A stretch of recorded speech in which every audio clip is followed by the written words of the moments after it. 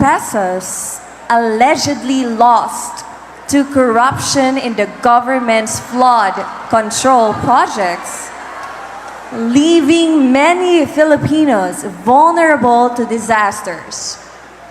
In your own opinion, how can we restore integrity and accountability in public service? This issue is undoubtedly one of the most disheartening problems that our country is facing right now, as it doesn't only reflect our economic situation, but also the state of our country's leadership direction.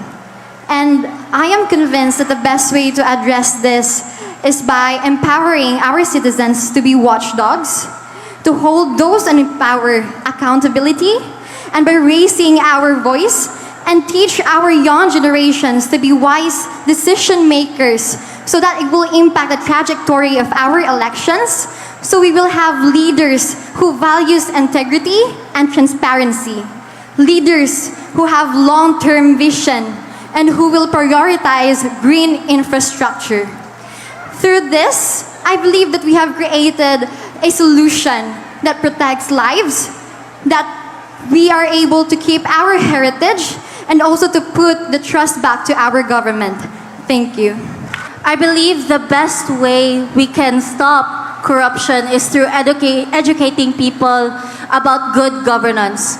One of the reasons why people can easily corrupt or take money from the public is because the citizens themselves are not really aware of their rights and how they can put the government officials into accountability and to demand for transparency.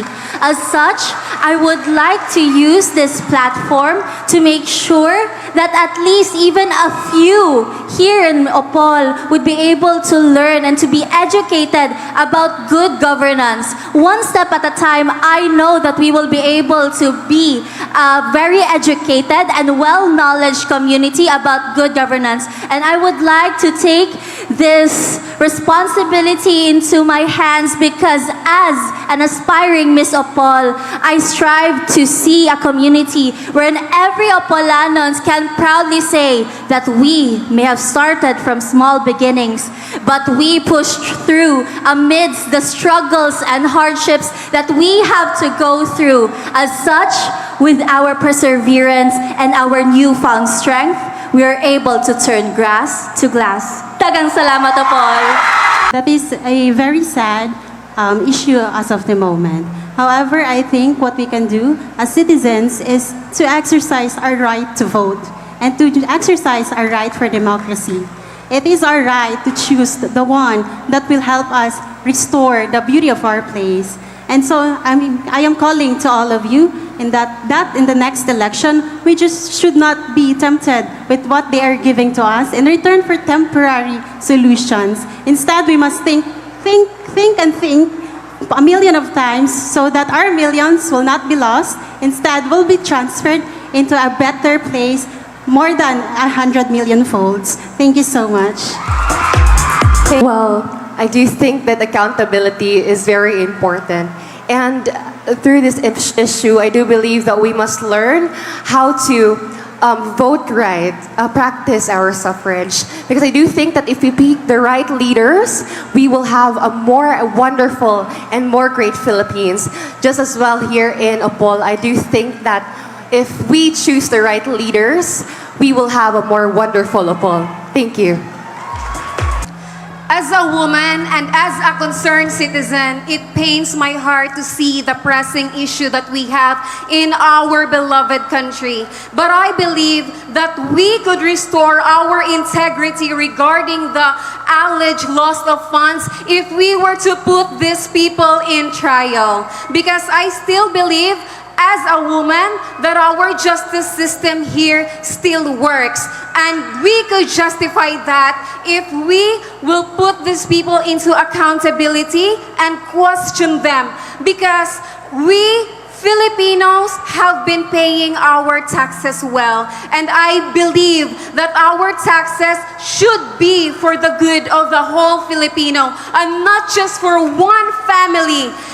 And with that being said, I would also align our local government unit here for that we have showcased accountability in every peso that we have been having.